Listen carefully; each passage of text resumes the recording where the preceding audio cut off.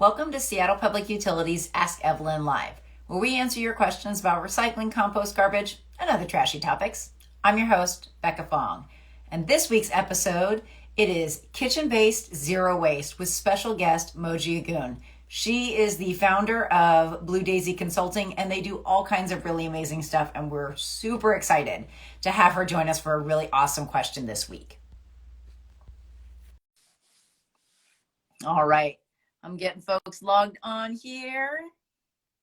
And I hope you guys have had a really good week. Hi, Pat. Hey, Becca. Good to see you again.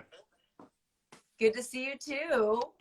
I'm getting Mogi logged on here. Excellent. Excellent. Glad to have Mogi on the show. This will be really fun.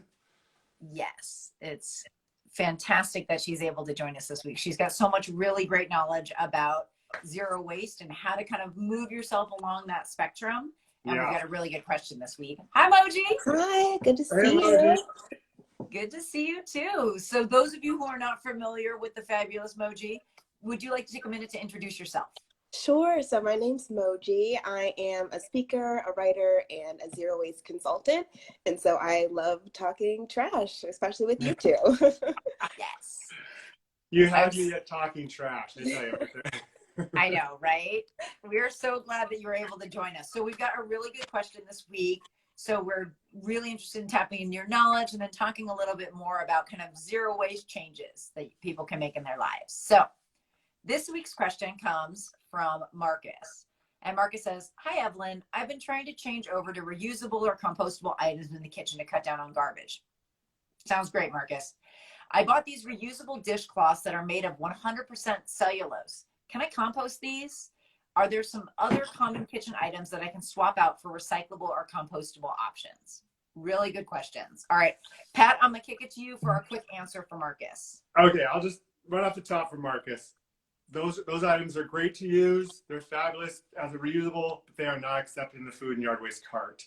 As we repeat on our show on a regular basis, the food and yard waste cart is only for yard waste, food waste, and approved compostable food packaging items. So be they a plant-based, produced, natural item that's possibly compostable, it's not actually in the mix and in the guidelines for our program. So good job, Marcus, on using what you're using. Yeah. But when it has served its purpose and its utility and its life is past, then it is destined for garbage in our program. Or could it go in people's backyard compost if they wanted to do that, but it's not in the yard waste, right? That's a good point, because if it's really a natural item and you really manage your compost heap well in your backyard, then one could do that. And every individual is welcome to go ahead and play in their own backyard compost pile they want. But I would advise Marcus to double check what had gone into making the product, and then triple check that they're not like messing up a whole batch of backyard compost, with something that might have because there's companies make these claims. And so it's really the due diligence, I think, on a home composter is just to double check all those kind of inputs, Totally. Yeah. So in that vein, because we have you with us, Mogi, what are some really good swaps? So Marcus is kind of on this progression of choosing some more reusable things, choosing, plant-based or sustainably made items. What are some other good tips to give folks? Yeah, so I brought some props. Yes, so we love props. Instead, or maybe in addition to your cellulose cloths, you could use just rags. So these are old t-shirts from college that I cut up and made into rags. So you can use those. You can use like brands like Unpaper towels. Any kind of fabric that you can reuse and wash and keep using over and over again is a great replacement. Totally. My props are right here. Yeah. Love it. Becca's calling me out. She's saying, what do you got? And I'm like, yeah, I got my props. I put a little clothesline in the office here so I can show and tell my cloth tools and items from the kitchen.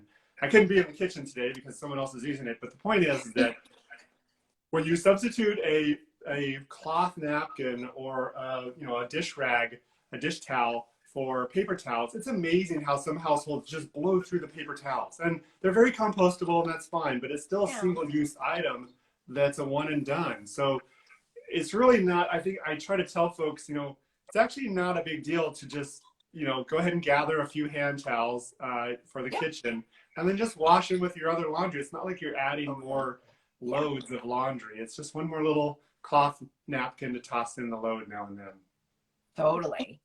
All right. What do you guys think are some other good swaps that, folks could take on there to kind of replace those single-use things? Yeah, so I would say if you're thinking about food storage, especially with everyone kind of doing takeout, especially right now with the pandemic still going on, I have a bunch of containers that I got from takeout that I use for compost. I use for storing food, for making broths, soups. So I use these over and over so that they're not just single use or sending them to the recycling. So that's another good one. Yeah. Cool. And they're clear, so you can see through them and see what's in them. Yes, it's really good for organization.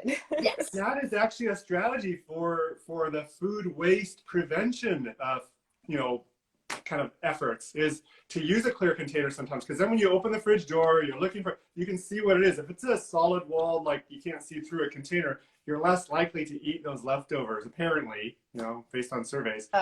At my house, that is the case. I'm always pointing out what's in there. I'm like, there's all this food that's in there to eat, people. I also have a prop, both of you, I want to show and tell. So there's just a bowl, right? And instead of another handy wrap or saran wrap cover, you can just take a plate. Like, this is what my grandmother would have done, right? Before saran wrap was a product. And there you go. So I know some of our viewers, their grandmother was definitely, when the saran wrap was there, my grandmother was a lot older than, I love that. And then I have another one that's more food waste related. Okay. So something that I do to keep my herbs or any greens lasting long so that I'm not throwing stuff directly into the compost if I forget about it, is I just put it in a cup of water in my fridge. So this is just some parsley in a cup of water in the fridge door so that it can last longer and reduce food waste overall. Totally. Oh man, because you only need like a little bit of parsley. Right. I love parsley, but you're not going to eat a whole bunch of it at once. Like, that's a little too much parsley. Totally. So much more pleasant. It's like you're harvesting from your refrigerator, section, rather than opening a plastic container and undoing the clasp and all that. That's lovely. I'm gonna try that. Totally. Yeah. Absolutely. So I did want to ask both of you really quickly, because we also get a lot of questions about some other items similar to these cellulose towels. So we've also seen cellulose sponges. Yeah. So those, I'm guessing, Pat, those are going to go in the garbage, because again, Well, we don't know. Yeah.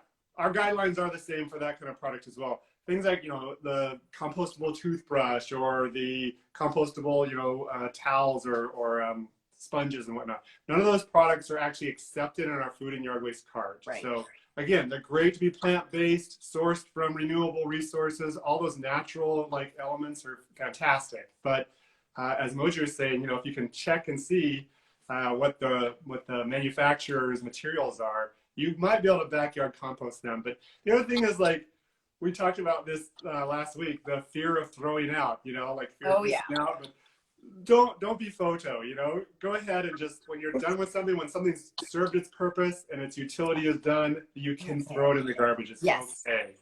So there's just some thoughts. A good point. Totally. So one thing that kind of comes up too is wooden cutting boards. We actually got a question about. So like wood cutting boards, popsicle sticks, toothpicks, all these things that are wood. So what do you guys think about those? Mogi, what do you think? Well, so I would say, toothpicks, from what I understand, go in the compost. So I send those kebabs, skewers, toothpicks in the compost. Not sure about wooden cutting boards, though. So I have a prop, again, another little prop. So this is a single board, right? This is not glued together. It's not laminated 1,000 pieces. So I would be totally fine. This is not headed for the compost bin anytime soon, but if and when it was beyond its, desired use, I would compost it because it's a single piece of wood. It's basically one limb that has been milled down into a board. When you get these bamboo ones that are multiple pieces of bamboo all glued together and laminated, I'm not really sure what the materials were that were used to glue it together. But on the other hand, it's not likely it's a toxic material because this is a cutting board. This is where food is going to be prepped. So, I'm kind of on the fence on the laminated versions. I'm definitely thumbs up on the non-laminated ones. Cool. Awesome. I think that's a really good thing.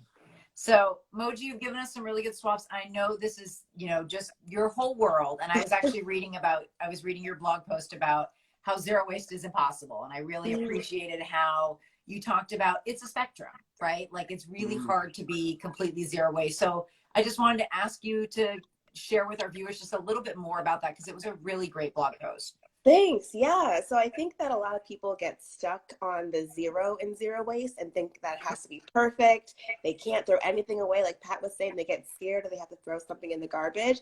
And I really want to make it a little bit more accessible than that, and understand that we're all coming from different parts. We live in different parts of the city, maybe outside of the city. And so we don't have access to the same things or even have the same lives. So it's just important to understand that zero waste will look different for all of us, and that what we're really trying to do is just create better systems. So knowing how to compost and recycle properly, and also shift the way that businesses operate, all of that is part of actually getting towards zero waste. Right. I mean, I love how you kind of break it down, that it's like from the individual level all the way up to influencing businesses and policy, because it can really feel like a burden, right? And like all of you guys that are watching the show are watching it because you are like, equally waste nerdy like all of us, which is fantastic. But it is really hard to think like, how am I not doing it? And you can't solve it by yourself, right? It's like, it's a much bigger problem. Like, we all do our part, and we're all watching the show. We're here to talk with you guys about that, those individual ways to make things a little bit easier. But, it's a whole process, but stick with it. We're with you on this. I also think it's for me, like having a nice kitchen tool, like a nice knife, using that, or, knowing your process and making a meal has, quality products, and that you're not creating waste through the process. It brings more joy. It's lovely to make meals for, friends and family. And it's always nice to like just make a good meal for yourself that tastes good. But when you can also know that, okay, I didn't create a whole bunch of waste in the process. I'm not sure what I'm saying. I'm just saying, like, bringing joy to your cooking experience, No, totally. I'm actually hosting a dinner party with some girlfriends tonight.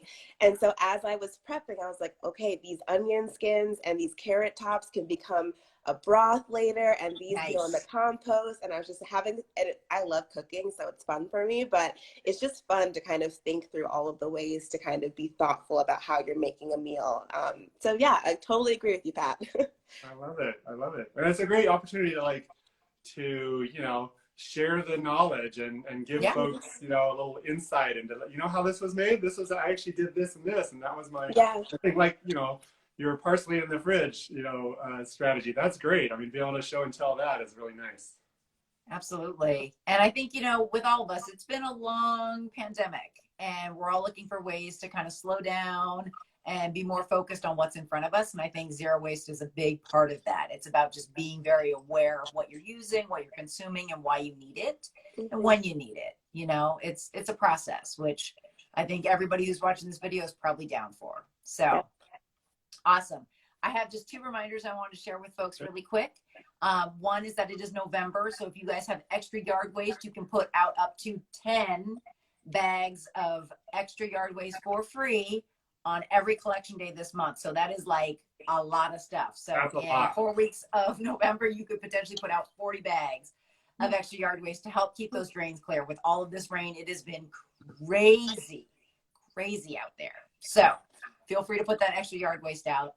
And then another thing I wanted to talk with you guys about is make sure to tune into our social feeds and check out our At Your Service blog next week. It is America Recycles Day on November 15th, and we are going to be celebrating the Blue Cart all week long.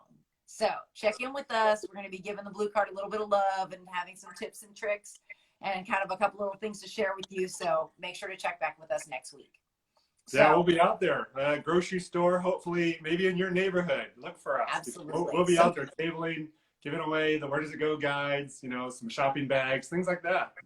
Absolutely. So we'll put that schedule up probably in the next day or 2. So definitely check in with us. Mogi, thank you so much for joining us. It is always a pleasure to talk with you and to have some of your wisdom shared with us. Really quickly, if they want to know more about your work and about zero waste, where can they go? For sure. You can follow me here on Instagram. You can go to my website, bluedaisi.com. And I'm really excited that starting now into next year, I'll be working with you, SPU, on some outreach for the Green Business Program. So you'll see me around talking more trash. So look out for me there. Awesome. Fantastic. That is great. So we'll put a link to Mogi's website in the show notes. And then, of course, when you want to look up some stuff, we'll put a link to the Where Does It Go tool in our show notes as well. So thank you guys so much. This show runs on your question. Marcus, thank you for your question this week. Remember to send us your questions either by Facebook, Twitter, Instagram, or you can send us an email at askevelyn@seattle.gov. So with that, thank you guys all so much. Mogi, so wonderful to have you. Pat, wonderful as always. Oh, yeah. And we will see everybody next week, Wednesday at 1:30. So with that, I'm going to sign off. And I'm Becca Fong. Remember, life's simpler with less stuff. And I'm Pat Kaufman. Remember to recycle right. We'll see you later. All right. Take care, Mogi. Thank you. Good to see you.